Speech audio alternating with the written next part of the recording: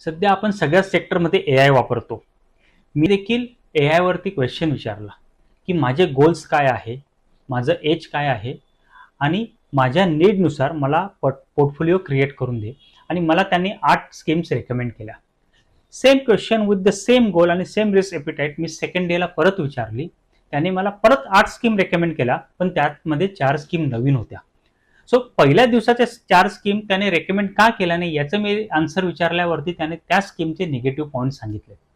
So मित्रांनो, same question मी 2 दिवसात विचारला आणि दोन्ही वेळेला मला वेगवेगळे आन्सर्स आले. मग अशा एआय वरती आजच्या तारखेला तरी आपण 100% डिपेंड राहू शकतो का? तर निश्चितच नाही. पण याचा अर्थ असा नाहीये की आपल्याला एआय वापरायचं नाहीये. पण एआय आपल्याला समजून उमजून वापरणं गरजेचं आहे. आज सुद्धा आम्ही आमच्या क्लायंटचा पोर्टफोलिओ रिव्ह्यूसाठी आणि अदर बऱ्याचशा गोष्टींसाठी आम्ही एआयचा वापर करतो.